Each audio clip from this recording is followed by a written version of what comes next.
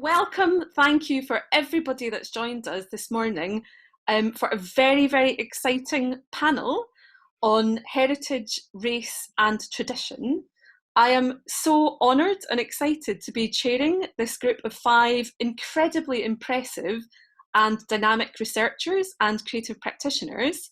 In our panel today, in order, we're going to have Avoh, Viktoria Dunaskaite, Anais Der Hakopian, Sauda Mukadam, and Courtney Wilson. And my role is literally to facilitate their amazing work and to give the audience an opportunity to ask these amazing researchers any questions at all that you have, or to make comments, or to draw out what you've taken away from this discussion. So please use the chat function in the room to make comments or ask questions as much as you would like, and I will try to make sure that all of those questions get answered at the end. We're hoping to finish the presentation element by about 1:20 and to have 25 minutes left at the end for all of your questions and comments. And of course, we might have glitches, we might go a bit slow, we might go a bit fast, but I know it's going to be extremely enjoyable. So thank you very, very much for coming, and don't hesitate to ask questions. So I would like to now invite our first panellist, Avoh, who is a BA Honours graduate in fashion textiles, to start sharing her slides, and she can tell you all about her presentation.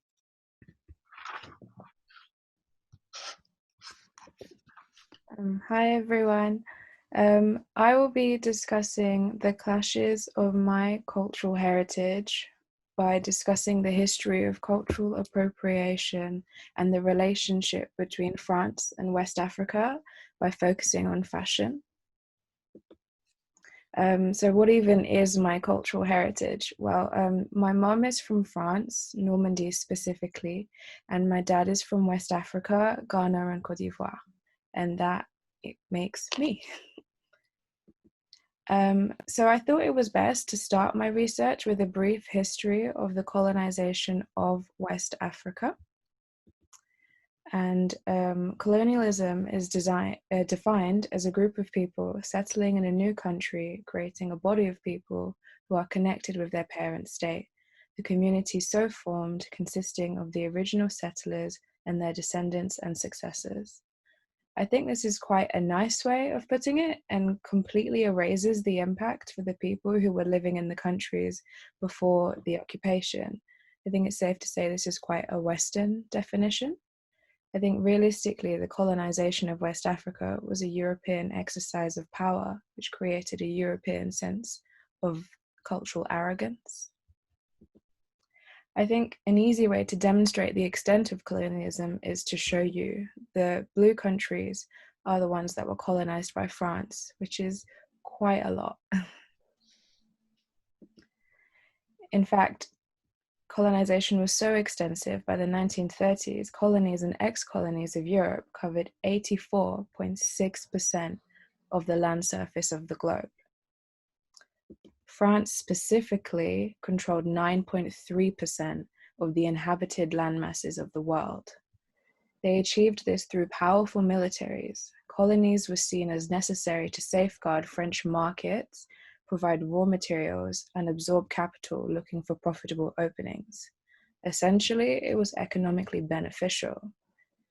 This sounds like so simple and easy, but I think I can't talk about colonialism without mentioning all of the genocide, warfare, and enslavement that occurred. I will now be touching on the concept of negrophilia. Negrophilia describes the phenomenon of the white avant-garde Parisians responding to Black culture in the 1920s. There was an interest in Black culture as it had become fashionable and modern at the time. And this term was used positively in the 1920s. It was meant to be complimentary. I think it's safe to say this is just another word on a long list that are completely unacceptable to use today. Africa was the unknown, so it could be applied to any culture or race. When cultural appropriation occurred, it would never reference the country of origin. The source material was often Black culture or Africa. And I think these acted as blanket terms, collectively diminishing African culture, not allowing for sophistication and variations. Negrophilia is exhibited throughout fashion. Designers like Jacques Doucet, Paul Poiret, Jean Lanvin, Coco Chanel, and many, many, many more, trust me. Purchasing an item inspired by Black culture allowed the wearer to purchase authenticity and take on the qualities of the product. An interesting example of this is Josephine Baker. She was an influential Black entertainer in Paris in the 1920s. And Bakerfix was a hair product sold by her that allowed Parisian women to imitate Josephine Baker's hair, giving a shiny lacquered effect. In Paris at the time, the allure of Black culture was the idea of something new. The idea of the unknown was exciting. Fashion became an easy way to explore a new culture without having to travel to France's colonies. Fashion allowed the Parisian a chance to feel the advantages of Black culture without the disadvantages of being Black. Western fashion is still pretty much inherently interested in Black culture. I think an example of this is in this Dior couture, and there's many, many more contemporary examples. This leads me to talk about the definitions of cultural appropriation today. Cultural appropriation has been around since the creation of fashion, ingrained as part of our fashion systems. This is due to the power dynamics within fashion. A privileged party can borrow from one culture, and the disadvantaged party may not have the power to necessarily defend it. One way France attempted to cement their cultural superiority was by holding colonial expositions. The aim was to celebrate national identity, and these were held all over the world. The exposition was held to cement France as a global fashion capital and a colonial capital too. During the exposition, African towns and villages were reconstructed. This allowed French fashion designers access to imagery, objects, and textiles. Rodier, a Parisian fashion house, produced textiles inspired by the colonies, which was available for French fashion designers to purchase and use in their work. However, the authentic African fashion at the exposition was displayed in a completely different area to French fashion. African fashion was seen as fascinating but not equal. Here is an example of a Congolese textile being appropriated for French fashion.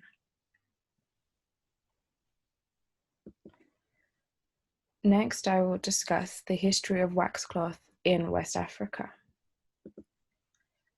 The cloth originated in Indonesia as batiks, which is wax-resist textile, which was actually colonized by the Dutch. The Dutch attempted to industrialize the waxcloth, but were left with fine lines on the fabric due to the cracking of the wax. These imperfections were unappreciated in Indonesia, but were found to be very popular with Africans. And I find it interesting that a fabric so readily associated with Africa actually has such international origins. I decided to use a case study to demonstrate how the effects of colonialism may have led to cultural appropriation within French fashion. I decided to use Dior as they are such a big French, influential fashion brand. And they're actually personally, despite what I'm going to say, one of my favorite brands. Last year, Dior had their Resort 2020 fashion show in Marrakesh in Morocco, a former colony of France, designed by Italian designer Maria Grazia Chiori, who is the creative director of Dior Women's. The collection was described as an homage to Yves Saint Laurent, who was a previous creative director of Dior from 1957 to 1962, who in 1960 did a collection inspired by Marrakesh, as he had spent a lot of time living there. The collection had many collaborations, including one with a mixed-race designer, Grace Wells Bonner, who did a new interpretation of the bar suit, as well as commissioning textiles from an Ivorian textile studio called Uniwax. I think this collection is fairly reminiscent of the 1931 colonial exposition, as Dior asked artisans to make textiles with the fashion show in mind, as previously for the exposition, they would ask artisans to make textiles with them in mind. Maria Grazia Curie showed motifs of jungle creatures, flora, and tarot cards, and asked the artisans to create their own versions of them. The many collaborations for this collection surely allowed for a lot of publicity for the artisans and designers.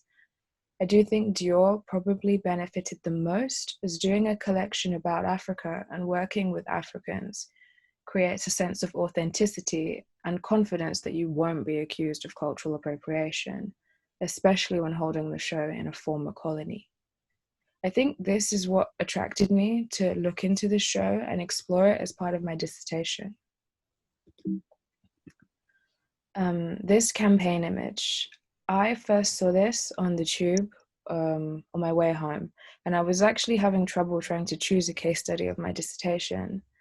And if I'm completely honest, when I first saw this campaign image, I was kind of annoyed.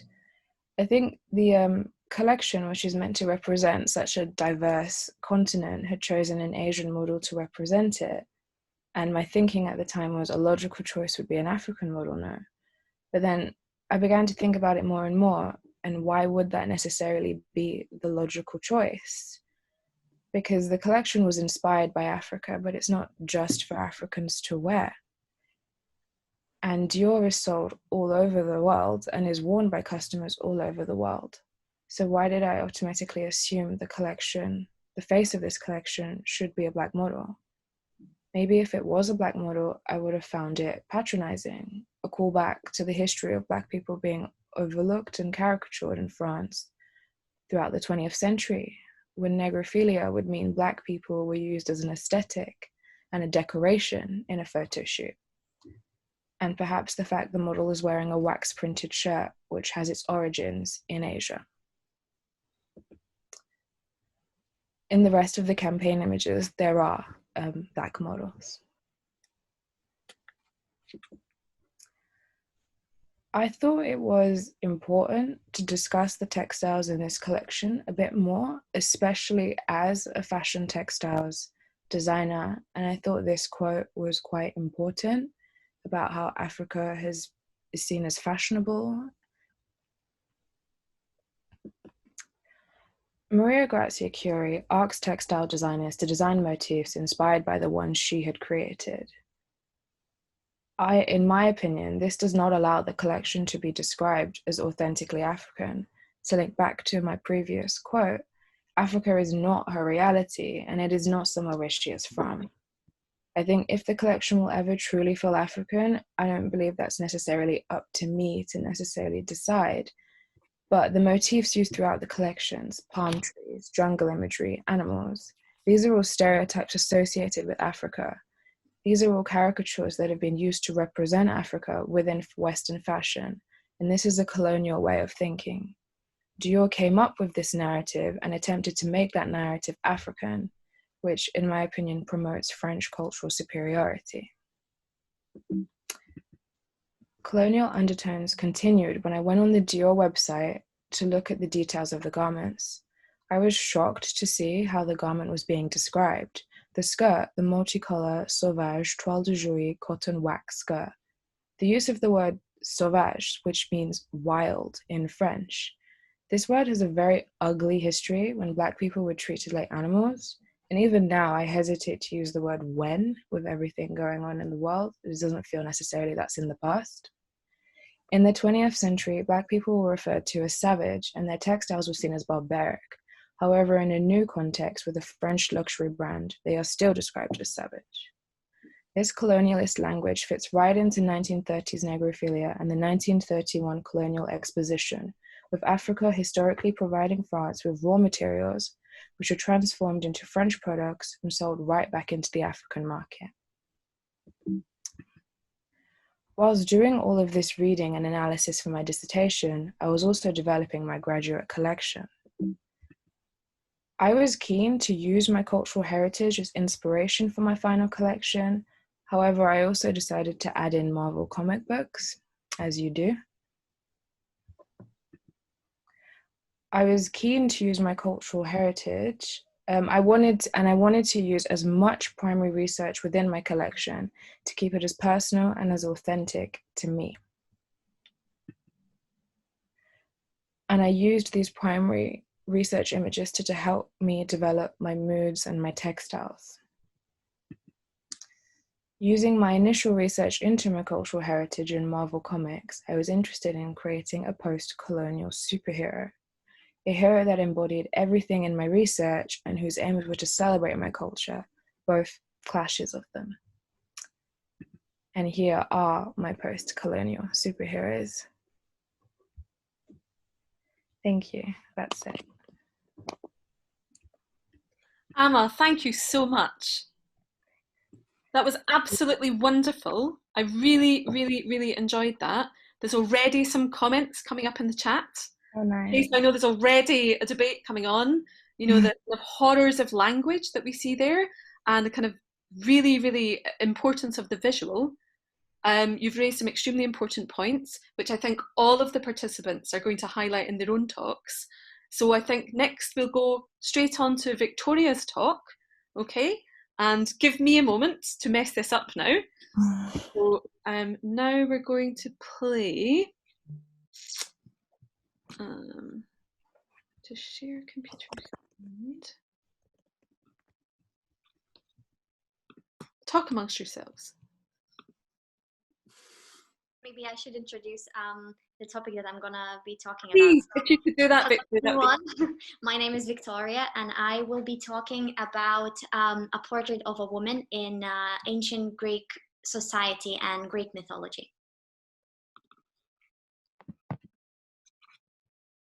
Okay, we've got it here. So can I share it from there? Okay, can you all see my screen? Yes. Perfect. Now we're going to... It might open on another screen though. I'm going to stop this share. I'm going to open it on another screen. Okay. It's always the marvels of screen share. I will just drop in and say that we've all been involved with Amma's work. I've read her work in 3 different ways, engaged with her work in 3 different ways so far, and each time there's new ideas that seem to be brought up, and I love the way that Amma's bringing these connections into the contemporary as well and bringing forward her research so effectively. So I'm really interested in discussing it more in relation to the rest of the panel. So thank you. I just thought I'd take the opportunity to say that. Thank you so much, Lauren. And thank you so much, Victoria. So now we have a recorded presentation from Viktoria Dunaskaite, who's on the graphic design programme in the university. So I'm going to press play. Please tell me immediately if you cannot hear the sound, okay? Emma, just like something, because I think I see a warning on the screen there. You don't have permission to play 4 media objects. Yeah. There might be some, I don't know, there might be some issues during the presentation. I'm not sure. Okay. Well, we'll see. We'll try. Yeah. Okay.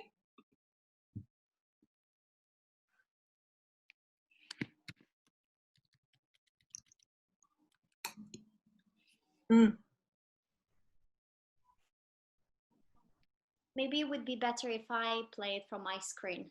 Yeah, now it's going very fast through all of the slides, so I can do it from my screen. Okay, brilliant. So just tick, there's a little box on your computer screen that says share computer sound. That's all you need to do.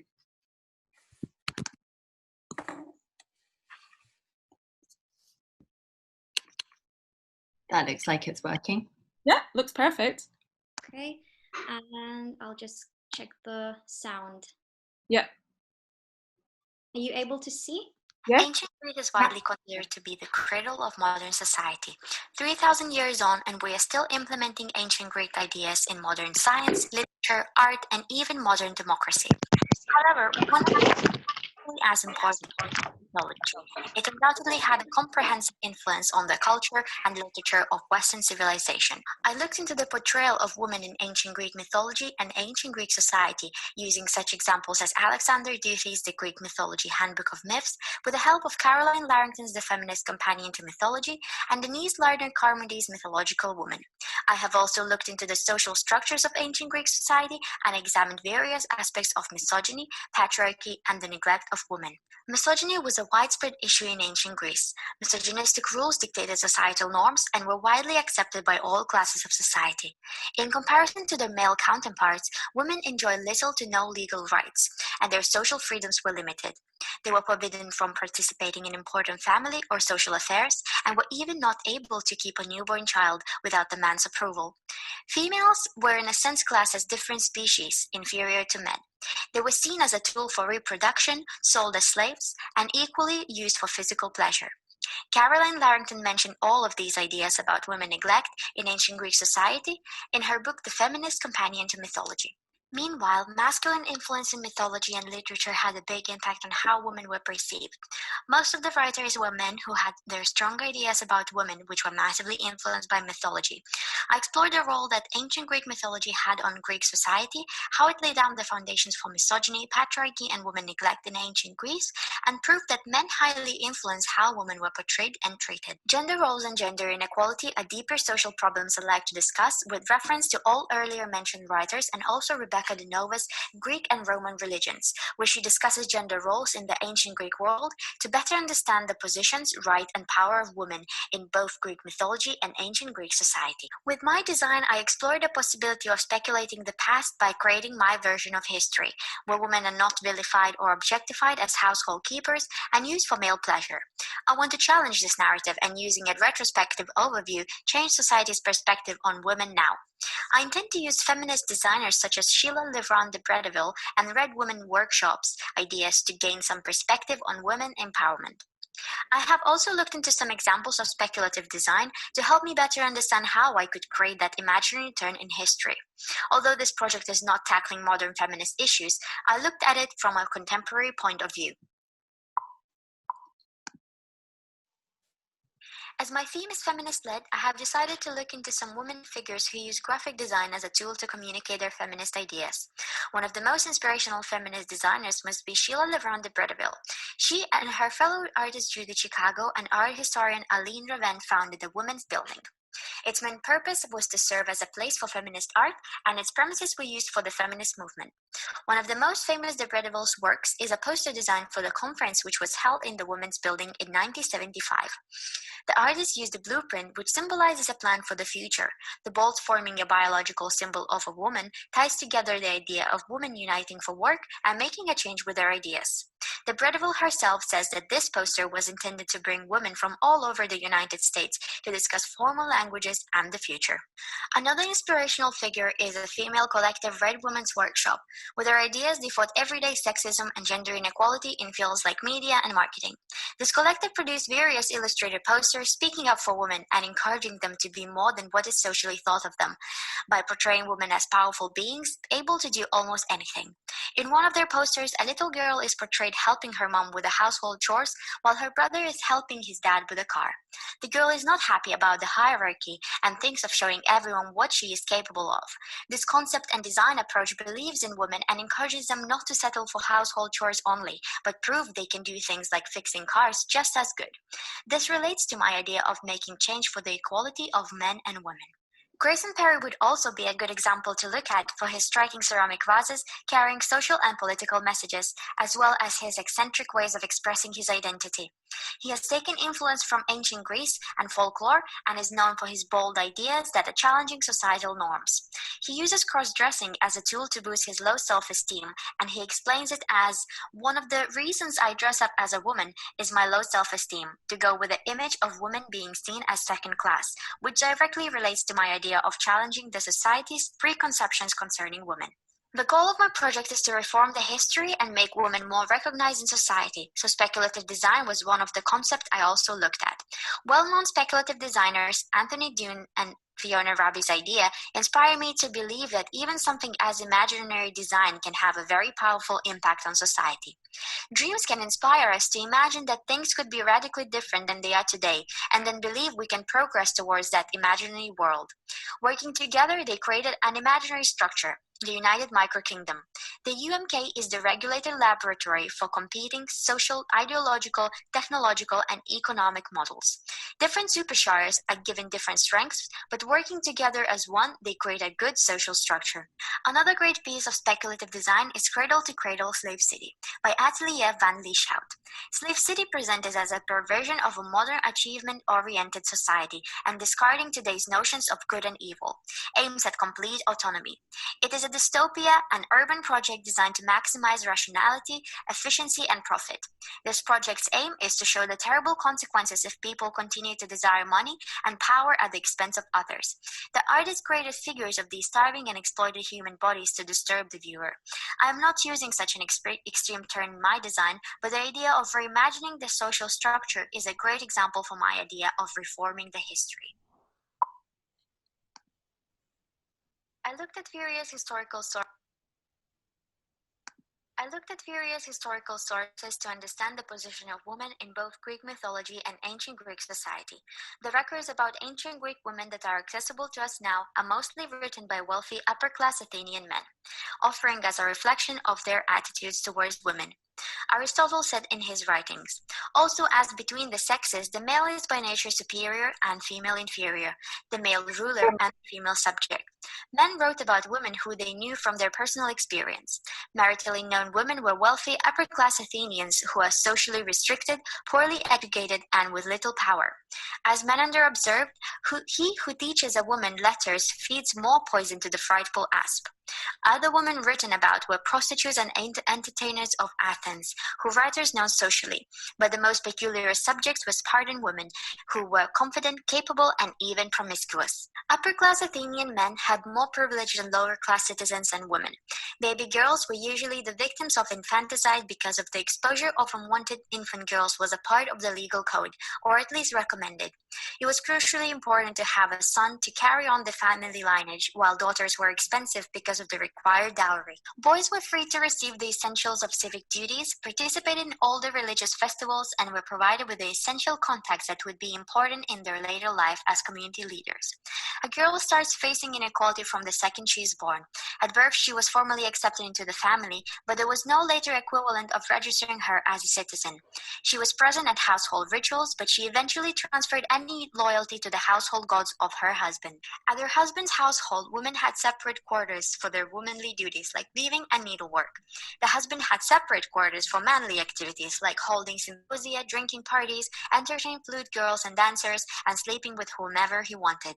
Divorce was allowed in ancient Greek society, but while women were technically able to divorce their husbands, this wasn't really a step towards freedom.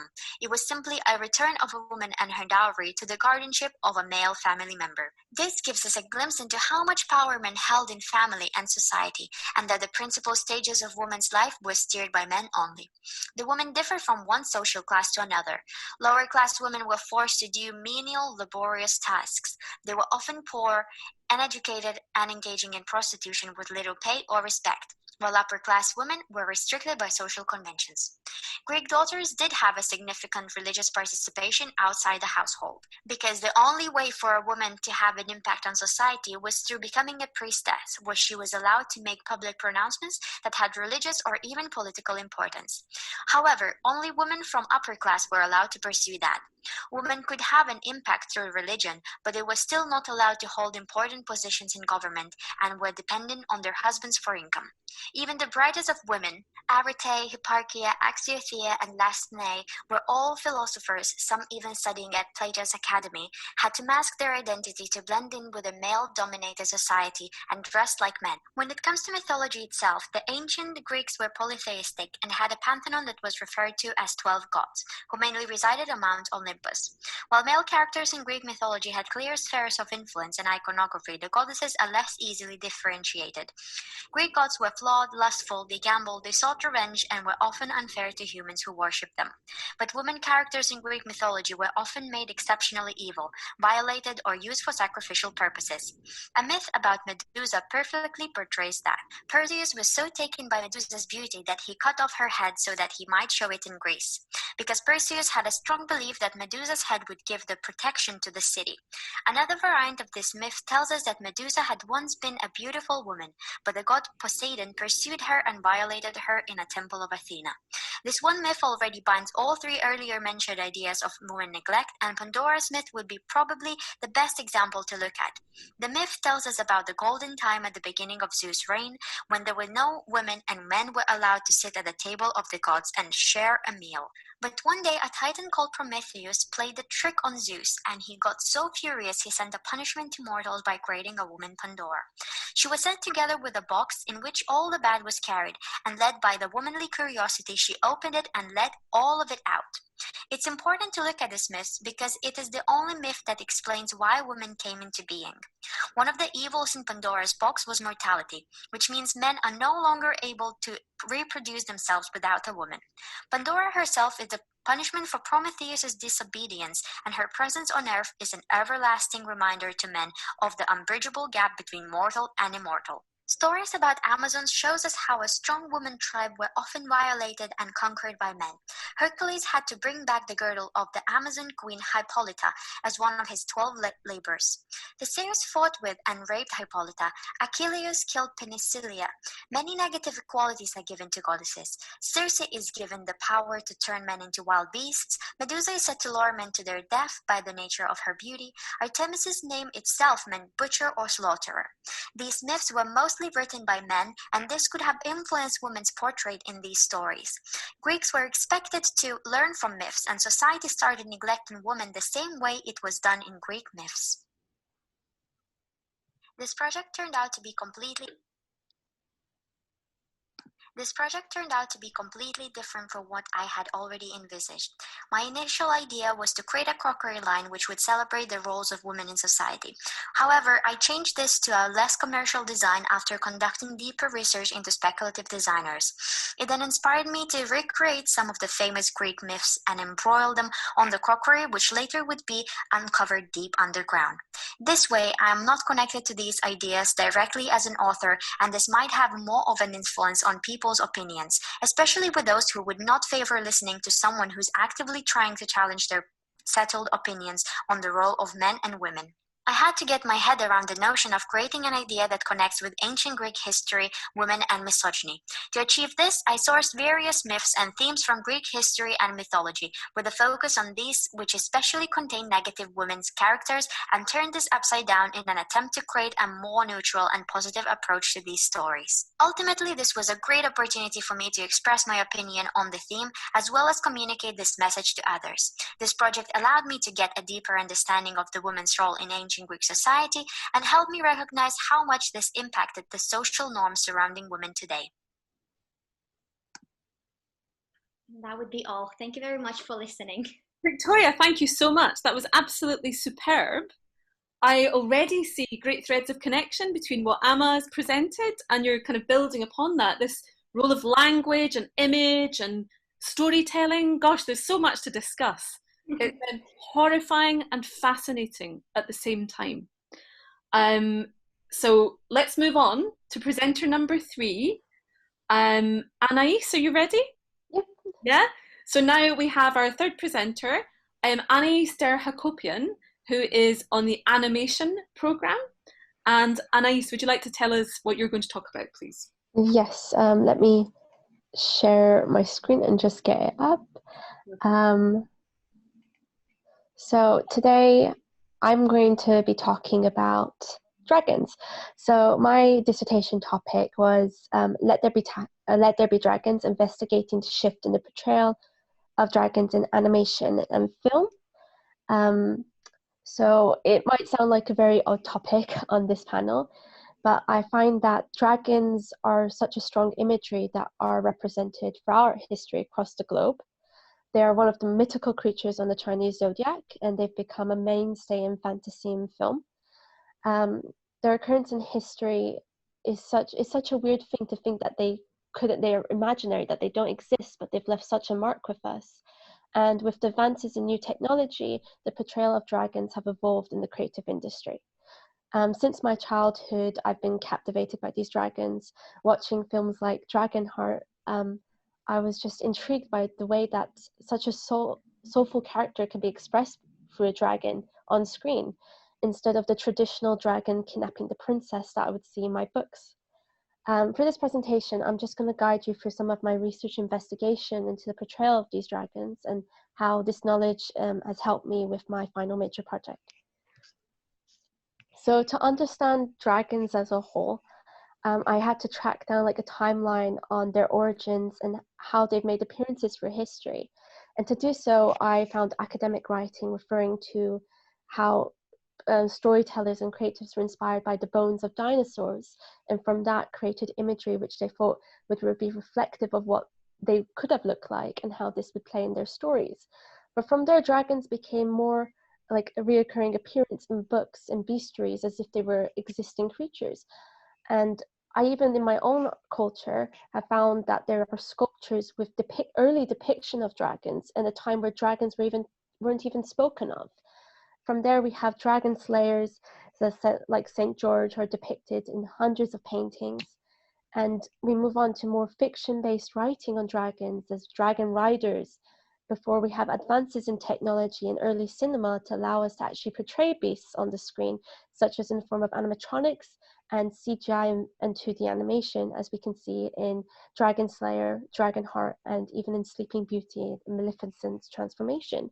But now, in the last decade or so, we've had such advances in CGI and visual effects that we're able to portray even more creative and more detailed dragons and give them different voices and attributes to portray different stories. Now, to be able to research this topic, I had to dig through a lot of content to actually find academic writing that was relevant to my study, or at least that I could use to support my investigation into the shift of dragons and how their appearances and actions define them as a good or evil dragon to the audience, and what mark they put in the story. From this, I was able to find accounts of dragons from bestiaries that are a few hundred years old, of small reptiles flying in London to spread across the world, and comparing this to the morphology of the folktale from Vladimir Popp on the hero's journey, to the studies of Juliet Wood and David E. Jones on how dragons came to be and why they have such impact with us now. From there, I was able to analyze the history of dragons just to see what traits appeared in these old retellings and how it was relevant to how we represented them in new media. As Jones says, I found that his theory on we collectively, through our ancestors, combine different features of predators into one beastly image of fear that is now ingrained in our DNA as a dragon. And he serves this as a reason for us to think of the dragon in a similar way without even having to view an image. From the claws to the eyes and even the horns and fire-breathing breath was a combination of us being the prey in the past and the predators that would hunt us. And that in itself has been put into our DNA and how we mentally view things now. But it is to note that the dragons throughout the globe are represented differently, varied for different countries and regions. For example, for Chinese, the dragon is good fortune. But looking now specifically at European dragons, the dragon was a keeper of gold and was full of greed and sin. And this is just an example of all the dragons in animation and film. There's quite a few that I'm left out, but here are a few key different representations. We have dragons who were friendly in some early animation, which were targeted towards children's audience, to early accounts of adaptations of books, to the transformation of a villain into a dragon, and even array of different techniques of stop motion to 2D animation, to the latest visual effects, to just showcase different dragons. Now, for my case studies, I focused on two specific dragons, and we're going to just go through the first one, which is Smaug from The Hobbit. A bit contradictory, as some people confirm as Varan because he's only two-legged dragon, but I based this on the original adaptation from the book, which did portray him as having 4 legs and was referenced in the first film as having 4 legs in early CGI animation in the film. So throughout the adaptations, I find that there's a few archetypes that we do see reoccurring. The dragon kidnapping the princess, the hoarding the gold, but obviously being the thing that stood in front of the hero in his journey, the final task. And studying Tolkien's work, I've learned that he was obsessed with dragons, and he himself followed traditional writings of dragons and how he portrayed this in his work. And the same is applied to the way he's portrayed Smaug in now the adapted series, both having an early adapted animation to now 3 installments on the Hobbit franchise. And some of the features that we look at Smaug, what we're introduced to is his eyes. Now, the eyes are widely quoted in academic writing because of the color and the fact that it's very reptilian and sharp and scary. But one thing that really stood out with Smaug was that he was given a voice, and only few dragons are really given a human's voice. And by giving him a voice, you see a completely different portrayal. Instead of an angry dragon with no voice, you see a lot of thoughts, you see intelligence. And to be honest, the performance that we have with Smaug in the film is quite scary and very daunting. And the whole demeanor of it, the way he speaks, and of course his actions later for greed. And you see how much destruction he actually causes. But unlike Smaug, we also have Toothless from How to Train Your Dragon.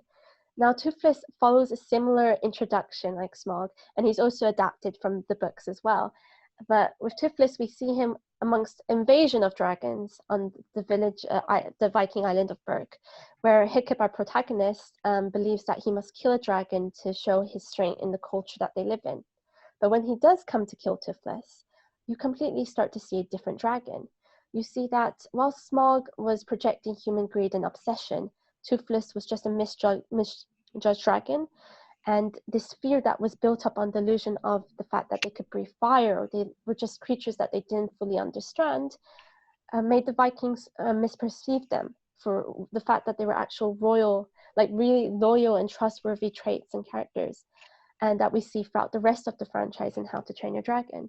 We see how his movements are humanized, and they even follow the pattern of our common household pets, the characteristics of playing with the grass and just the attributes of it as well. It just makes you feel like you want to love him, and he's just like your dog, for example, the way he's portrayed, and he's just this lovable character, unlike Smaug, who is literally embodiment of death. But yeah, his actions really do charm the audience, and by his actions in the films, he's able to change the minds of people of Berk.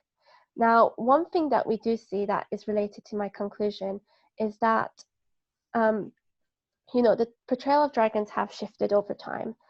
They're considered monsters, and even for kids, they were a popular thing to think of as an imaginary monster friend. But with this transition in film, we see both positive and negative characters in the representation of dragons, and their appearance, characteristics, and motives do alter how the audience judges and perceives them. Now, one conclusion that I found that I actually really agreed with was Sandra Ullman's study of the dragons in 20th century fiction. She states that the changing role of dragons in modern fiction expresses deeper changes in society as well in the approaches of fiction, that fictional evil is more convincing and more frightening when people, not dragons, are the true enemy, and perhaps that a happy ending is more likely to work if it's not absolute, if the dragon lives to fight another day. We created monsters that metaphorically express obstacles in ourselves. As Ullman rightly states, this has become more frightening to see other humans perform these roles in stories, showing they are capable of these violent actions. That's why I believe that we've stepped away from showing dragons as evil, as it's more believable to see that a human is capable of doing wrong. And that's something that we actually see in How to Train Your Dragon. And with each movie, we step away from the dragon being evil, but more than the human being capable of showing monstrous actions and being the evil element in the story. So as we envision more positive portrayals of them, we're showing more than just one side of the story. And the more we do that, we show not to judge the dragon based on its look, but the actions and the motive of the character.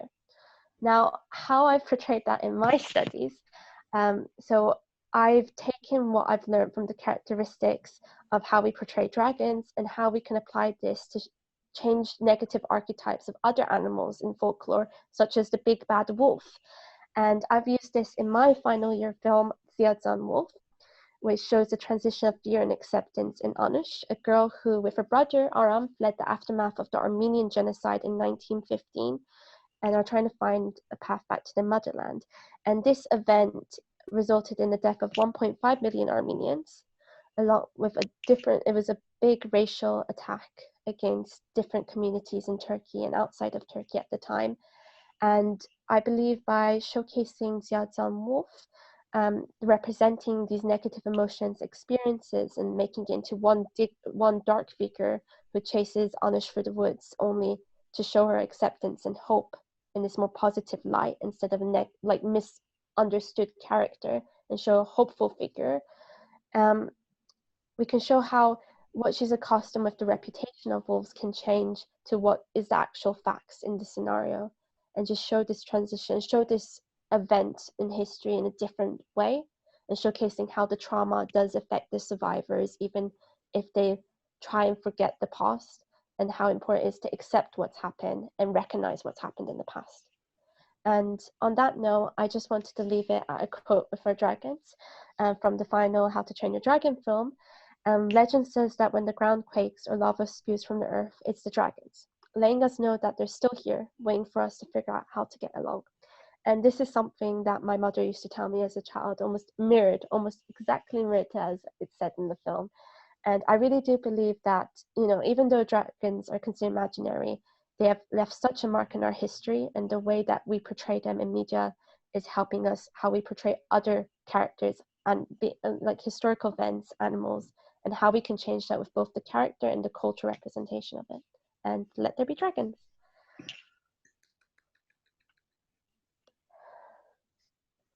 Anais, that was absolutely amazing.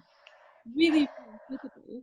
And your work is obviously so important in giving a voice to these stories that are not told. Something you said there, it strikes a chord with what everyone was talking about. You said, give the dragon a voice. I think that could equally apply to what Viktoria is talking about and what Amma has spoken about as well. So I'd love to bring this together for all of you. Excellent. Thank you very, very much. Thank you. Can we move on now to our next presenter, Sauda? Sauda, are you there? Yep. Brilliant. So next we have Sauda Mukaddam, who is a graduate of the BA Illustration programme. And Sauda will tell us all about her research now. Yes, so I will be presenting my research today. So Muslims and the Islamic world have historically been negatively misrepresented and misunderstood. This has unfortunately carried into contemporary media due to deep-rooted cultural concepts like Orientalism and Islamophobia. So for my research, I analysed various types of media in order to answer the question of my dissertation that you can see on screen. From this research, I would like to, in this presentation, present a brief overview of the main points of my dissertation and how it influenced my designed outcome. These points are humanizing and taking responsibility in the war-torn Islamic world, the portrayal of the seemingly elusive Muslim woman, Bollywood's treatment of the Muslim, and the future of Muslims in the cultural zeitgeist. There is no denying that the Middle East is what is considered to be the focus of the Islamic world. There is also no denying that over the centuries it has been a place of conflict. However, this has led to the presentation of Muslims and the Islamic world as violent and barbaric. The West is also integrally tied to the Middle East's politics. What I used this point to talk about was the willful ignorance around the role of the West in the disruption that caused so many of these wars, and how these wars generate enemies and fears in media portrayals that help us to foster an us versus them mentality. One of the best examples of this I found in my research was the American TV show Homeland. Based around counterterrorism forces in the US, this show is a product of the post 9/11 environment, where the big bad is groups like Al-Qaeda, and everyone is a suspect.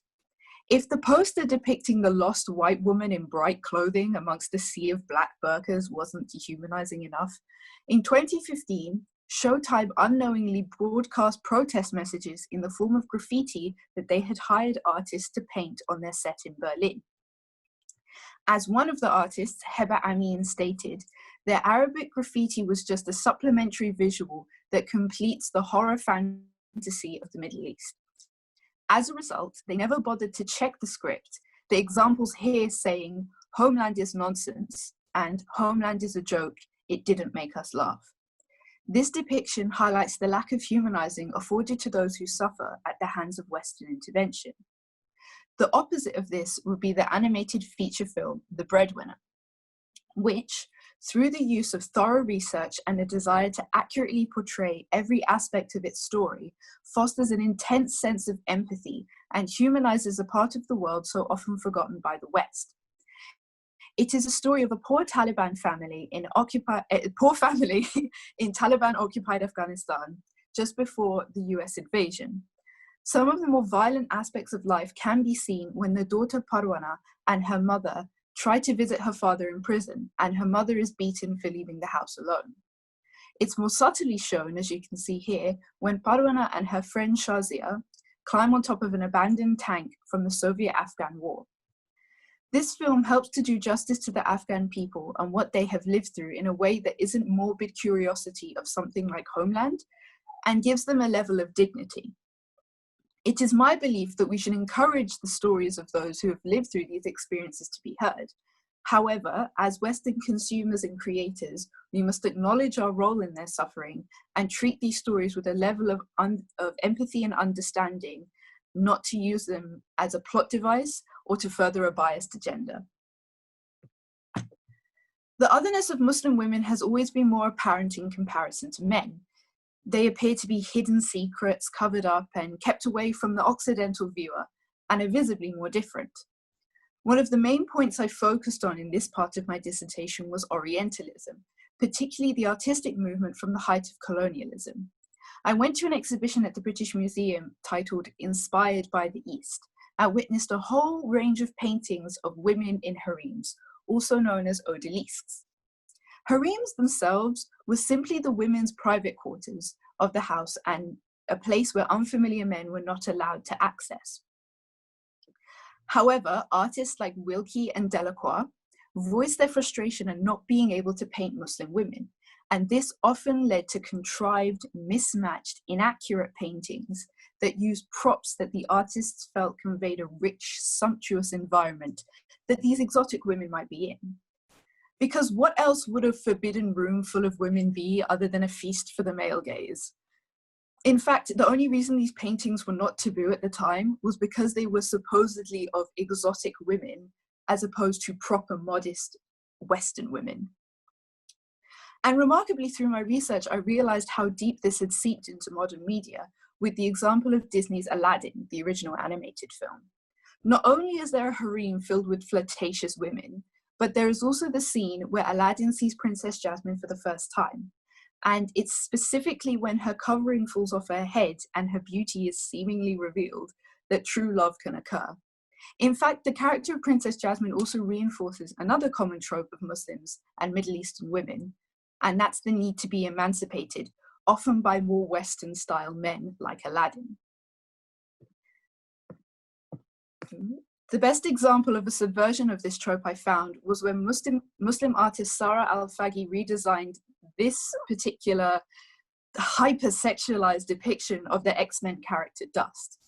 Her loose-fitting clothes seem to somehow be vacuum sealed to her body, and in all honesty, this design is ridiculous.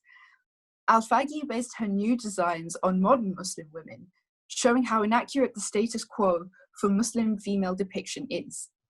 And I drew the conclusion that as more Muslim women are given a voice, they will be able to foster a better understanding and accuracy will be valued. I didn't want my research to be solely Western focused, so I included a case study on the Bollywood industry as well. It's a well-known fact that the Bollywood industry is uncomfortably tied to the political system in India, and as a result also shares in its corruption and manipulation. Therefore, as the Hindu fascist BJP party has risen to power in India, so has the amount of blatant Islamophobia in Bollywood movies, despite Muslims being the second largest religious group in India and playing an integral role in its history and identity. The two films I decided to discuss were Padmavat and Kesari. In Padmavat, there is a very clear dichotomy between the virtuous Hindu Rajput kingdom and the violent, passionate, and erratic Muslim sultanate. The Hindu king and queen are constantly waxing philosophical about the righteousness of their people, while the Muslim sultan seems to only be preoccupied with power and women. Even here, as you can see, there is a blatant difference in color scheme, with the Hindus at the top appearing bright and colorful, while the Muslims are almost exclusively clad in black throughout the movie. Kesari, literally meaning saffron, which is the color of the Hindu right wing, is even more on the nose than Padmavat. It tells the story of a British Sikh regiment that held off an attack from Pashtun Muslim invaders. Not only, as you can see in the first image, is there again a very clear visual disparity between the two, with one character explicitly holding Muslim prayer beads, but the Sikh soldiers who die are made out to be martyrs in an almost saint-like manner of grotesqueness. For example, here you can see a soldier that is excessively impaled while patriotic music played in the background. Overall, what this case study showed was that until the Bollywood industry can find the will to break away from the government and become independently funded, it will continue to be an anti-Islamic propaganda machine. My last point looked to the future and what could be done to counteract all the issues I had previously discussed. As part of it, I interviewed illustrator and writer Raymond Yi about her book, The Carpet Merchant of Constantinia, a book about an Ottoman Muslim vampire, and what advice she had for fellow non-Muslims about research and representation. Overall, she stated that the main things that were key to fostering a better Muslim presence in our modern zeitgeist is not only to provide the opportunities for Muslims themselves to tell their stories, but also for those outside Islamic culture to make sure that they do extensive research into what they are depicting. And although we have examples like that of Marvel's growing Muslim star, Miss Marvel, which does an incredible job of showing the day-to-day lives and struggles of modern Muslims, and whose newest character, Amulet, is based off the Arab evil eye symbol, I do also point out in my conclusion that there is still plenty of a way to go, especially when it comes to marginalized Muslims such as Black Muslims and converts. Seeing that most of my research led to the importance of understanding and education, I chose to present my research as a short magazine, ideally that could be mass printed, possibly with a risograph, in a manner that would help fostering understanding and education. The illustrations I used throughout this presentation were also used in this magazine, with the intention of making it bright and appealing to a wider audience. My conclusion was as follows. As creatives, as a society, we must give value to Muslim voices and stories so that they are not left unheard. We must become self-aware of how ingrained our stereotypes and prejudices are in order to better combat them and create better work. We must stand up in the face of negative, toxic portrayals in our zeitgeist in order to devalue them and change what big studios see as lucrative and popular. This is how we further the position of Muslims and the Islamic world in our future zeitgeist. Thank you. Saida, yet again, absolutely stunning work. Thank you so much. I appreciated your talk so much, and it's really building on all of the same themes, really important debates. I really get from this, you're talking about the need of the Muslim woman to be emancipated from a more Western style of, social norm and stuff like that, and how blunt and unsophisticated a lot of these binary ideas are, like good versus evil, West versus East, etc. I think I see a lot of that in the presentations just now. So thank you very, very much. And perfect timing. Everyone is really well on time. So Courtney, can I invite you to get your presentation ready? Our last panelist today is Courtney Wilson on the Fashion Textiles programme. Thank you, Courtney. Okay. Just a moment. Sorry, I'm just trying to get this adjusted. Absolutely. Okay. Okay, just move that back a few steps. Okay, so my research question was, do Black model only fashion shows contribute positively toward equality in the fashion industry within a post-racial society? And I thought it would be beneficial to break down my question into its 3 points, beginning with post-racial society and what that means. So from my understanding of my research is that this is a contemporary viewpoint that racism is dead. However, through my research, I came to understand, through my research and also lived experience, I came to understand quite a different viewpoint. I believe that Lydia Lum here, she has the clearest explanation of a post-racial society, which assumes that race matters much less than it used to, that the boundaries of race have been overcome and that racism is no longer a big problem. However, the viewpoint that I say I agree with most comes from James McNally, just to the right of it. And he states that post-racial society is a society in which systemic racial inequalities have become increasingly marginalized in favor of colorblind conceptions. And so through his definition, you can see that post-racial society, and assuming that we live in it now, denies the cultural truth. Racism is evident, and it still does very much so exist. Furthermore, the next part of my question is going to look into what is positive contribution toward equality. What makes something a positive contribution and not just negative or just significant, but actually pushes things towards equality. And I believe this quote from Bell Hooks, despite it coming from the 90s, is still very much relevant to today. And this is what we should move towards. We should seek to create a world where everyone can look at Blackness and Black people with new eyes. It should be altering the narrative of Black people from trauma or suffering and turn it into a dialogue of celebration.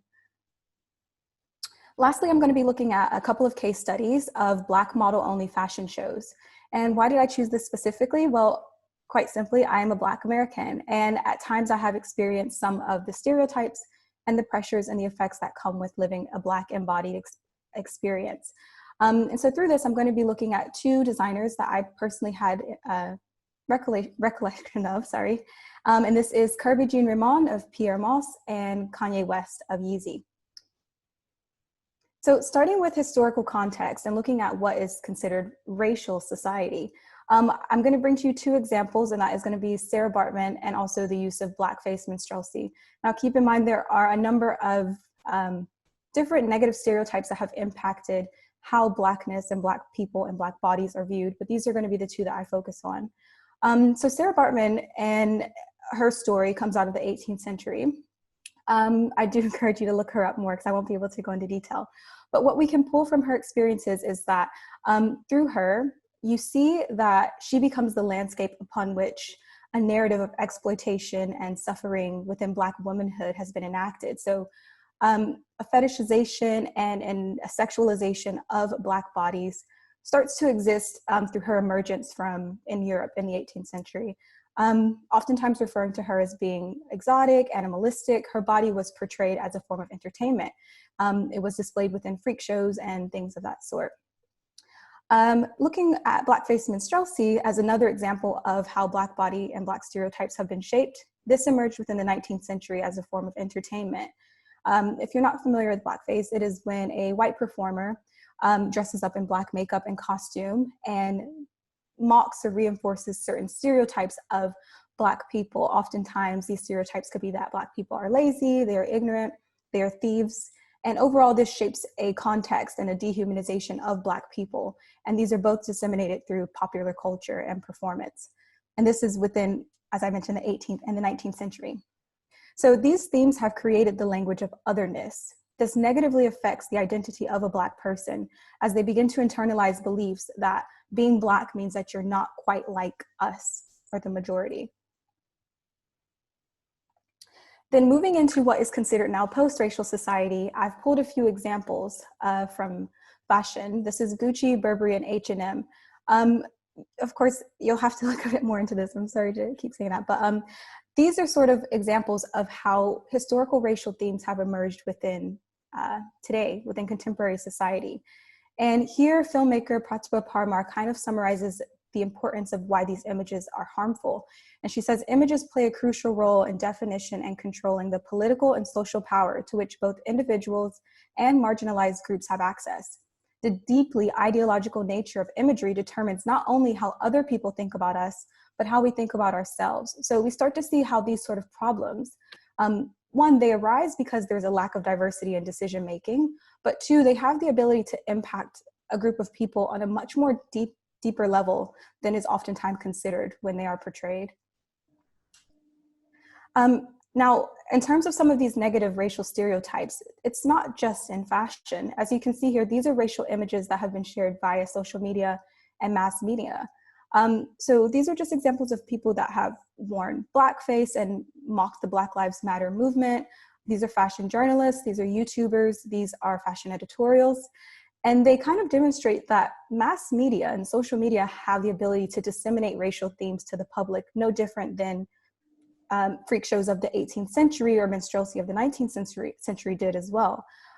So this new blackface is just another example of how racist themes become normalized and they continue to affect and disturb Black recipients of this imagery.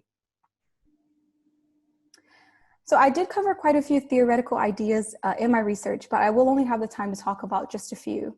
So I want to make sure that I do mention the importance of how being Black is an embodied experience. And I've made these connections through different academics and theorists, including Merleau-Ponty and Irving Goffman and Joan Entwistle. And my three conclusions that I've drawn from them is that the body is indivisible from yourself. So your physical body is not indivisible from who you are. And race is a biology of the body. Therefore, awareness of yourself and awareness of race is immutable. It cannot be ignored, and they are all connected.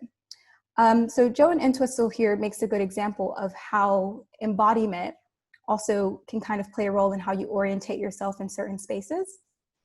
And from this, I drew kind of this connection, how a gendered space is no different than a racial space. So for example, if a woman occupies a space that is predominantly occupied by men, say the workplace, for example, she may find herself trying to orientate in that space through certain norms and how she presents herself, her style of dress, what she wears, how she speaks, in the same sense that a space can be racial. So if, for example, the fashion industry is predominantly occupied by non-Black bodies, when a Black body does choose to orientate themselves within that space, they are imposed with different social norms. And a lot of the times, this causes them to feel like they have to perform their race and act as such based on how they are orientated in that space. So these structures in the fashion industry create a particular social norm.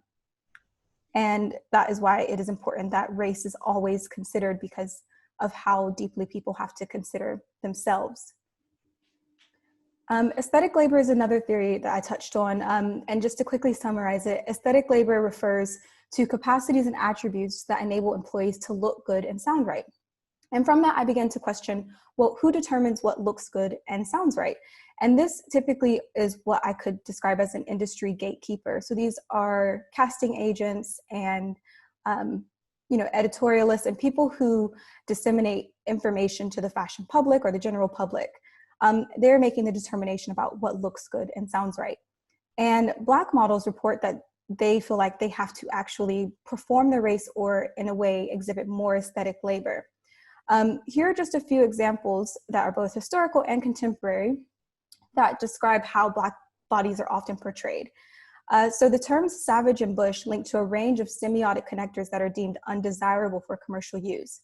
And as has been described in the previous presentation, savage and bush are oftentimes linked to Black bodies, Blackness, or Africans.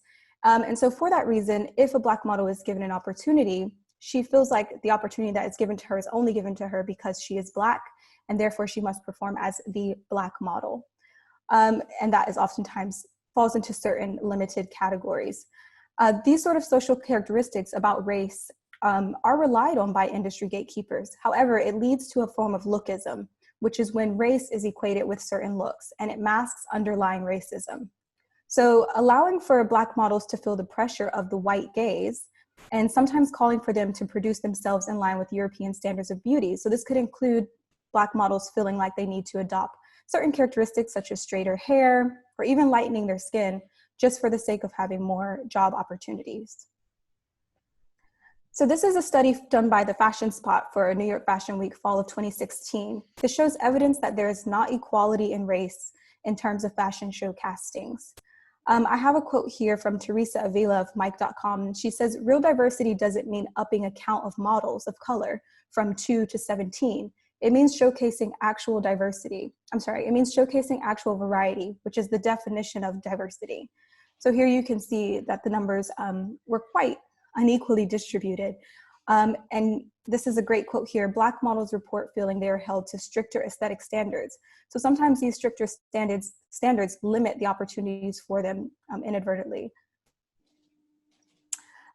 This slide here covers a study that I got to review, and it's basically summarizing the idea that Black people strongly identify with Black models. This can be referred to as social identification. And from this, esteem can stem from understanding how the collective group of people is perceived and how collective thoughts are internalized. And this can be described as collective self-esteem. So media images were basically given to a group of people, and these images were of Black models, and Black students were asked to report if they felt like the presentation of that Black model could affect how they viewed themselves. And from it came the belief that yes, it does affect how you view yourself. So this highlights the need for social responsibility among ethnic media, as well as general market media and body image portrayals. Because for that reason, how you see someone that looks like you can, in a way, affect how you think about yourself. The images here are of Ashley Bichu and Zach Posen wearing the Black Models Matter bag, which was designed by Ashley Bichu. And she has a quote here that says, honestly, it can get really frustrating because you know you're good enough, and I can see how it could really mess with people's self-esteem. But I like to use the critiques to strengthen me. Nothing is worse than getting turned down for your natural composition. So in a sense, what I gathered from this research is that positive representation can eliminate negative outcomes such as low self-esteem. On this slide here, I talk about a recent event in which all 5 global beauty queens were Black women. There are mixed opinions about this, but what I really pulled from it was that I see this as a version of intentional inclusion, which I summarize as being a symbol of progress and not actual progress. So intentional inclusion, in my opinion, is strategic, and it is not for the sake of actual diversity, but instead it is used to send a message. Intentional inclusion is also a form of tokenism, which limits progress, and essentially it's like picking and choosing a favorite from a group to represent the entirety of a group. So little progress is made if we transform images without shifting paradigms, changing perspectives and ways of looking. So when I looked at this, it really helped me to kind of make this division between what is a symbol of progress and what is actual progress towards equality. And when I try to describe both ideas, symbols of progress should always precede actual progress. We acknowledge them, but we do not settle for them. And they're typically strategic, they can be insincere, they can be forced. However, actual progress, as Bell Hooks says, it should change a narrative, and it should alter thoughts, and it should alter beliefs. And to an extent, actual progress is strategic as well. But the goal is not just to simply put out a message. The goal is to completely change the conversation. So it is important that if you are moving towards equality, that we settle for more than just integration and inclusion, and instead we reach for absolute true equality. But we do ask, well, what would that look like? So that's kind of where I turn my viewpoint to the 2 fashion shows I mentioned earlier. So this is Pierre Moss and this is Yeezy. I'm going to be comparing them side by side. So these are the casting calls for Pierre Moss's show on the left, and then Yeezy's shows on the right. They are both Black designers. And as you can see on the left, Pierre Moss makes a call on Twitter, but he does not mention race whatsoever. Whereas Yeezy makes their call on Twitter as well and explicitly states that they're looking for multiracial women only. So in summarizing what I gathered from the Pierre Moss show, my personal understanding is that this was Kirby Jean Ramon's 3rd installment of his American Also shows, which challenged the erasure of Black narratives. In his show, he celebrates Rosetta Tharpe, who is widely considered the godmother of rock and roll. She is a Black woman.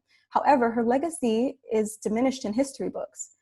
From the designer, he said that he wanted to explore what the aesthetic might have looked like if her story had actually been told. He quotes saying, "How radical would it be to represent Black normality? I would like to bring fashion to me as opposed to going to fashion." The way that the audience received his show was very positively.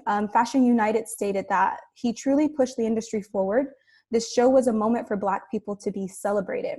And the attendees of the show described the event as being an important one for us referring to Black people, and stating that they felt strongly welcomed and comforted in the show.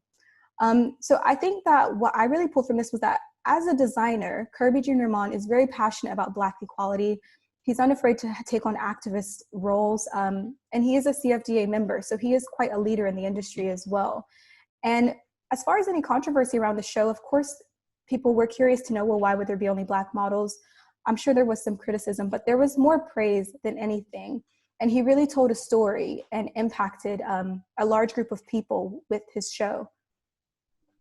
As we turn our viewpoint to Yeezy instead, my personal understanding of the show was that there was not necessarily an obvious message, but some afterthoughts claim that there was a political message of freedom, and it was also to be considered a moment to appreciate women of color. As far as the designer, what Kanye West had to say about it was that he's not really into controversy. He's more interested in just talking about the clothes. The audience responded, well, specifically, I have a quote from Vogue, and they state that this was possibly a powerful message, but it was diluted by the mismanagement of the show. So a lot of controversy surrounded the show, mainly because he made a call to multiracial women only.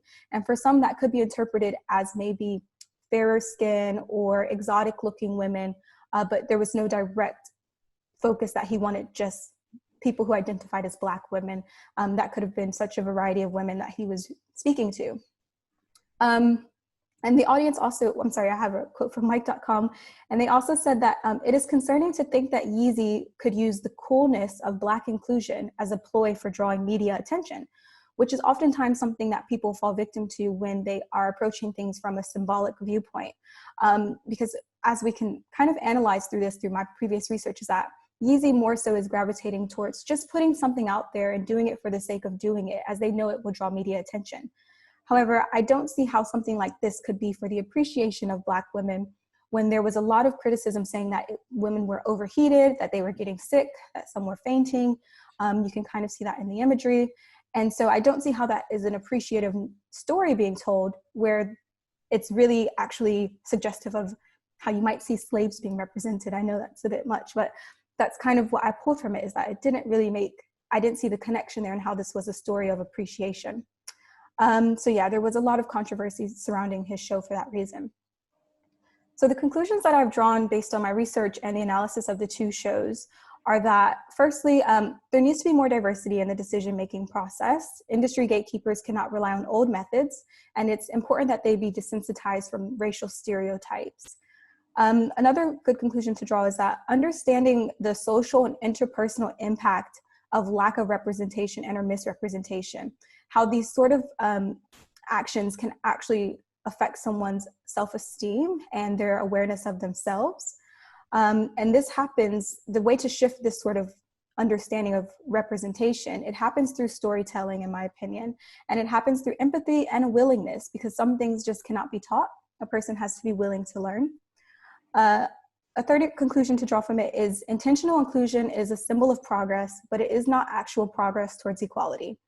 Intentional inclusion must be followed up with a complete change of narrative, meaning you need to do something continuously to demonstrate that you have a new understanding. And it's also important to mention that intentional inclusion is not authentic enough because it doesn't represent genuine lived realities. Instead, it's just symbolic, and that's it. So lastly, I answer my question, do Black model-only fashion shows contribute positively towards contribute positively towards equality?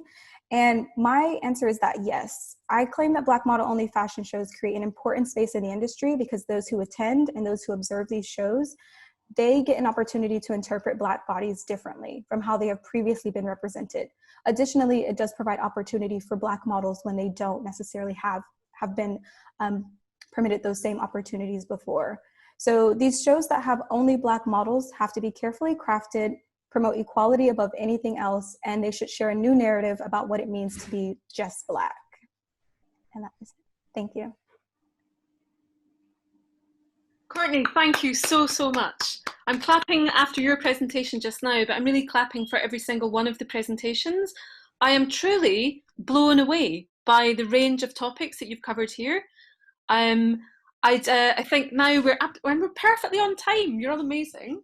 So perhaps if I now invite all of the panelists, Anna, Victoria, Anais, Sauda and Courtney, you can unmute your microphones and we can see all the comments streaming in. Have a look at the comments that refer to the presentations that you made. I would really just like to open it up to the people we have here in the room and ask, for comments or questions, anything particular that you would like to ask about this series of incredible presentations that we've just heard. I think regarding Victoria's talk, which was particularly interesting for me because I used to be a classics student, I think it's really interesting how mythology does play such a huge role and how this modern trend of retelling those myths has become so popular. There's a sort of a whole literary subgenre now of like retelling myths like Silence of the Girls or Circe, or they even recently a female classicist completely retranslated the Odyssey from a feminist perspective. And I think it's important talks like those that just describe how explicitly sort of misogynist Greek society was, because I think there is a tendency to sort of romanticize it and consider it, like you said, sort of the cradle of civilization, humans at its peak, when in reality it was, a bit of a mess, ancient Greece. Yeah. So I thought that was really relevant. And actually, to add another point, so then I can let others talk, regarding Courtney's talk and the importance of like actually listening, not doing that kind of performative inclusion. It reminded me of when Gucci and Dior and a couple of other big brands started doing hijabs for wealthy Muslim women, except that they were too slippy to be used as hijabs and they weren't wide enough and they just didn't work. And then you compare it to a company like Uniqlo, which actively hires a Muslim Japanese designer to make their Muslim friendly clothes and their kind of sort of range that would be more suited to them. So I think all of the talks really show how important it is to just do representation correctly, and that when you don't bother to take the time to do it correctly, it's just a wasted exercise. I think that came across really strongly from all of the presentations. Yeah, I have to agree with you.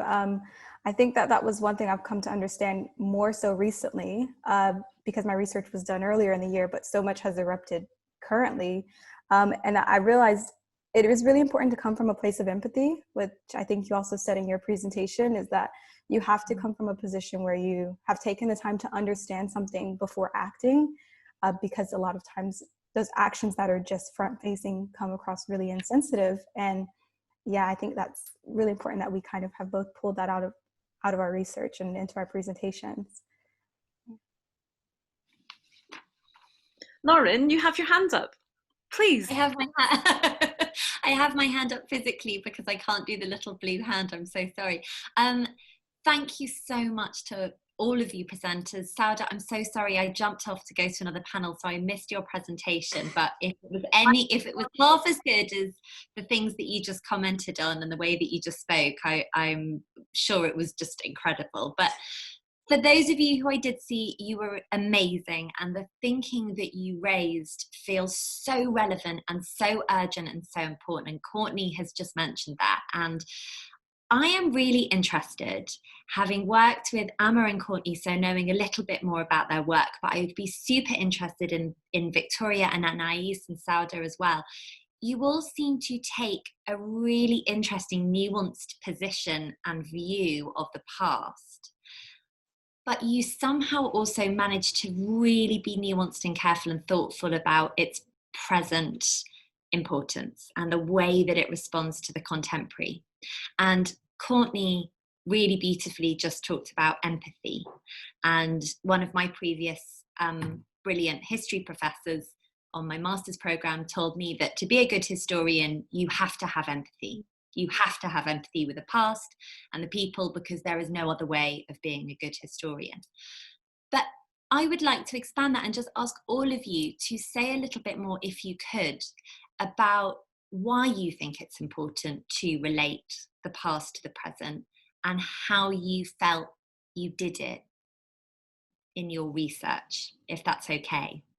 Yeah, so for me, I think it was very relevant to look at the past, because as I mentioned, that the ancient Greece is like the cradle of modern society. So we were taught, so people used to tell myths, like those little stories, to their children, and stories are those kind of living things that are not living just in the past. They go from generation to generation up to our modern times. So I feel like we are very, very closely related to that ancient Greece kind of mythical period where all those stories began. So that's why I kind of looked back into the history to kind of see where all of these ideals of feminism and things like that, like women neglect, are coming from. So that was actually really helpful for me to look back into ancient Greece.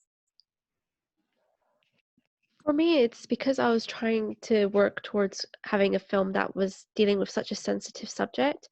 I was thinking, what is the best way to portray a character that can help you through those emotions and represent what the person is going through during that time? Now more than ever, because there's so much controversy going around regarding the Armenian genocide, as there's campaigns actually being dedicated to have all parties across countries to accept that, to basically register that, oh, the genocide never happened.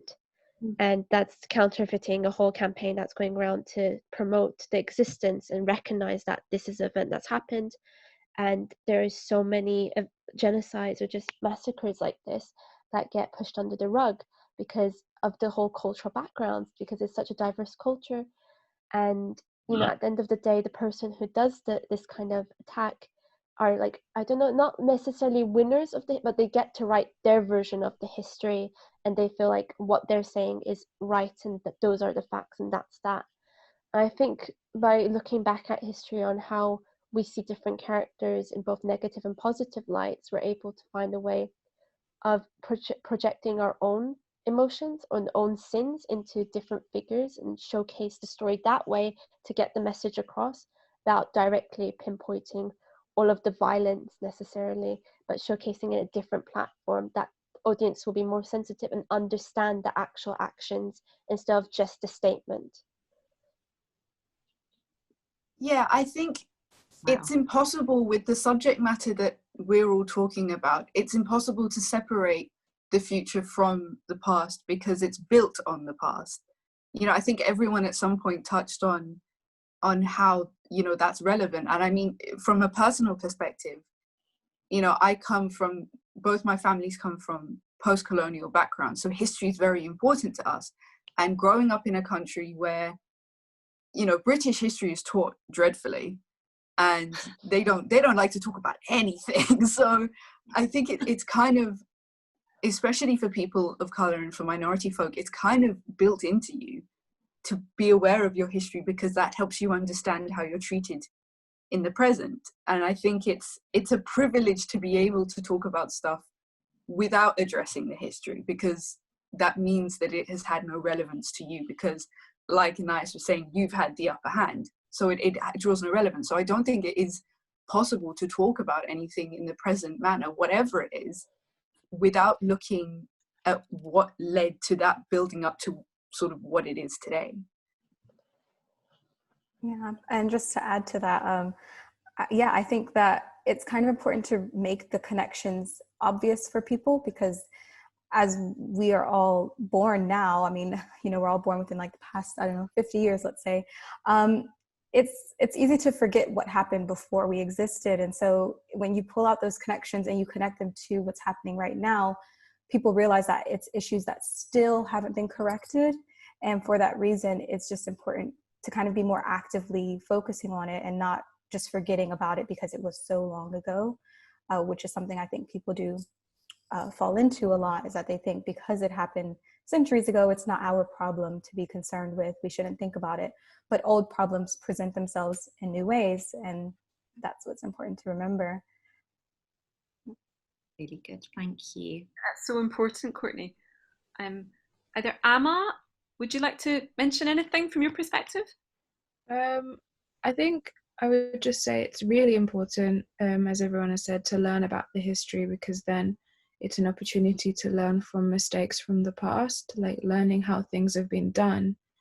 We can look at them now with like fresh eyes and think, okay, that's horrible. Let's never do that again, you know? And I think that's important. Yeah, it's exactly like what Courtney's saying as well. Like, symbolic progress is one thing, but you have to move beyond that. So if all of your creative projects are very much giving a voice to these hidden histories or forgotten histories, or like Anais said, you know, the dragon doesn't have a voice. In these creative projects, you're giving those voices, so it keeps it very present, it keeps it in the mind, and it maybe allows that empathetic response that Lauren's talking about, of having empathy with the character of the story, or to use Courtney's phrase, the embodied experience of being Black in your presentation, but the embodied experiences that you're all kind of going through according to your various personal histories, your cultural heritage, and the kind of intellectual and personal narratives that I think really engage all of you. It's such a brilliant group of people we have here. I'm going to go to the chat because we have a few questions in the chat, and we have one from Isabel. And Isabel, would you like to read it out yourself, or do you want me to go through it? Is Isabel here? Yeah. Do you want to ask the question yourself? Yes, in a way, I understand we've spoken about empathy, so I gather that that is one of the main points that maybe Courtney will be focusing on, to make that shift from a show to then actually being able to make a difference in a way. But I did want to understand, because obviously the fact that there are only Black shows is because of the lack of representation in the everyday regular shows. So how do we make that shift? And isn't that like, how is having only Black shows helping achieve that equality? So I think that having only Black shows, it's a bit of both, because like the example with Pierre Moss, I believe his show is actually progressive in the sense that he's doing two things at once. He's giving opportunity and placing Black models in a space that they typically can't occupy to that extent. And he's also telling a story, so that way people who are watching that show can hopefully make new interpretations of Black bodies and their preconceived ideas. They should be able to see Blackness as a normality. Black models should be given more opportunity within the industry than they have been. It's almost like saying, hey, look, I can do this. I guess that's like the simple way to put it. Whereas with Kanye West's show, his show is a bit more symbolic, and that it doesn't actually make an impact in terms of establishing equality, because he's doing it in a way to say, like, here's all the Black models that I could get together in one group, and that's it. But those who would attend that show might be like, oh, this is so cool, but what has changed about them when they leave that show? Do they have a new understanding of Blackness? Has a new story been told? Has anything really been that impactful, aside from just looking at something that looks cool? Oh, a bunch of Black models, this looks really exciting, but it hasn't made its impact. So I think as we kind of try to shift from having only Black shows, while they may seem like they're exclusive in a way, they're there for a purpose. They're there to basically tell a story and change a narrative. And gradually, you would hope that the shows wouldn't have to exist anymore, because equality and true inclusion has been established. But the shows have to exist now, because that is the only opportunity that some may be given. So I think it's kind of just about constantly using them as a tool to tell a story that can change perceptions. That's my opinion. Thank you. I think it's a really important point. Would any of the rest of the panel like to come in on that question? Anything you'd like to add?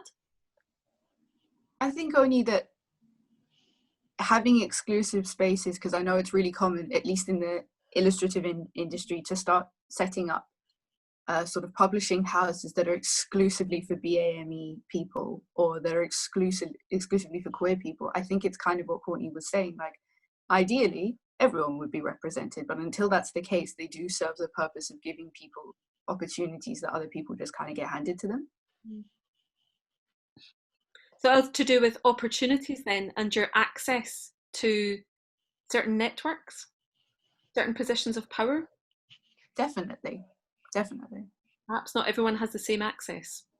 What I'm really getting from this, we're experiencing huge gulfs in different types of inequalities that you've all covered in your papers very, very convincingly. We have a question from Emily in the chat that kind of builds upon that. Emily, would you like to ask your question yourself? Hi, I mean, yeah, if you hear me, that's fine. Perfect. So my question comes from the fact that I'm a white girl, and with this BLM movement, they're saying like, I'm trying not to be racist because they say that we, like, society puts this things in our mind, and I'm trying to understand if I am or if I'm not, and if I am, I'm trying not to be. I'm trying to understand where, if I do something wrong or whatever. So I was very interested in what you said about like women and everything actually. But so my question is, as you started your project before all this thing that happened in America and across the world, would you treat the same subject in the same way today, or would you treat it in a different way? So Emily, just to confirm, you're talking about the kind of growing importance and visibility of the Black Lives Matter movement globally, and things like the toppling statues in Bristol and all these kind of events. Yeah. Yeah, brilliant. So I think, sorry, I think, I don't know, I think that what I researched is, it's exciting to know that what I researched earlier this year can be applied in the same way to a lot of the current events right now. So I'll kind of just go back to this idea that I thought of, which is the difference between symbols of progress and actual progress. And I think that I'll use the example of the statues in Bristol. I would describe this as symbolic progress. So I think it is important to remove these things that have had previously established stereotypes and narratives associated with them. It is important to remove it because no one wants to feel like they are idolizing something that is really harmful to them. So for that reason, symbolic progress, as I kind of explained, is necessary, and it precedes actual progress. So steps that should follow that should be other changes, deeply rooted changes, whether that be changes in legislation or education, restructuring educational systems, things of that sort that actually have a much wider breadth of impact than just a single statue. However, it is great to see statues being removed in various countries right now. But aside from just a statue being taken down, a symbol being removed, what else has been done to truly push equality forward is the question that you have to kind of continue to ask yourself. So yeah, I'd still be able to apply a lot of my research to what is happening now, because even with a lot of brands and institutions, we're seeing them put things out that are very front facing. But if you're not directly involved in that institution or that organization, you don't know what they're doing behind the scenes. So again, we're taking in a lot of symbolic progress at the moment without knowing what's being actually done. And that's where there's a bit of like a fine line, because you want to believe that things are changing, but how do you know that they actually are? And that's what my research is digging deeper and further into. But it's so far, it could go so much more further than what I spoke about. So I'm still learning a lot, but there's definitely a way to apply it to today. So yeah, I hope that answers your question. Thank you so much, Courtney. Would any of the rest of the panel like to come in on that? Emily's clapping, she agrees. I think it's interesting. I think I like vaguely sort of I knew I wanted to discuss this for my topic about like a year ago from now. And I did most of my research last winter. And now thinking about it, I still think a lot of my research is extremely relevant. And I feel like if I were to write my dissertation again, I'd probably have loads more case studies that I could choose from, because I feel like we're getting more and more. And I think it'll be interesting to see like the next few fashion weeks and talking about what Courtney's about, like our brands, how are they going to try and help representation. And I think that'll be interesting to see which brands are actually committed to trying to do it. Do you have any advice that you would give these brands? Like what steps do brands and big businesses need to take into account? I mean, I think the idea of the Dior Resort 2020, which I talked about, was a great idea about collaborating with artisans. But I just think the execution had, a lot lacking. I think, not having motifs that you already want the artisans to use, which enforces stereotypes, thinking about the language that you're using to describe these textiles. And I think really collaborating and not just saying, okay, you can do this, and like not saying redesign an item that we've already designed, but perhaps actually designing something. I think it came back to a comment that I think you made, but it was perhaps one of the other presenters, about the idea of being an author, and being an author is having a voice. Lots of these people that you're researching don't appear to have a voice. And it's, do those artisans get given a voice? Is there an authentic way to understand their role, their process, and that whole kind of production? Or is it a different narrative that's being presented? And I really see you've all gone into such close detail to pick apart these narratives and to try to understand the true structures behind the symbols, the legal situation, the symbolic, the kind of social situation, and in many cases, real historic situation as well. So it's so impressive to think about. Well, it's so impressive and also so terrifying to think about these dynamics. But it's really important what you say. Vlad, would you like to come in there? Well, I just wanted to say that Rihanna has her hand up. So hi everyone. Hello. I just have a quick question, because I know we're kind of getting close to time. I think picking up on Emma's comment about the Dior show, and actually made me think whether and thinking about how Viktoria approached her project as a sort of a speculative design project. So is there a question about how do these inclusive projects exist in the marketplace, and whether they can exist as these more self-initiated projects that kind of go into the cracks of the way kind of the fashion industry, as opposed to design industries, as opposed to kind of commercial illustration or animation industries exist? And what are your thoughts on how do you position yourselves as designers within this landscape? Thank you for such a brilliant question, Rihanna. What do you think, Viktoria?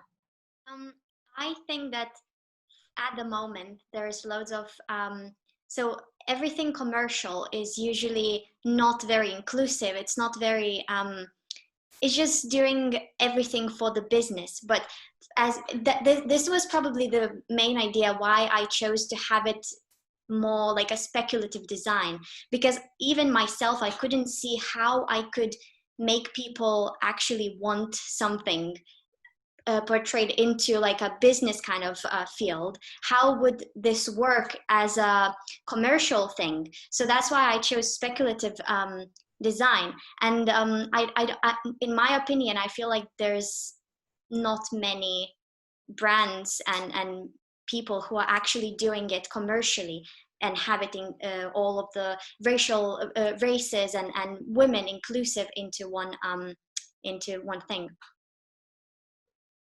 It's a real challenge, isn't it? Yeah, it's very difficult to actually make people believe it, because there's so much preconceptions already, and that's why people, they don't even want to kind of listen to you.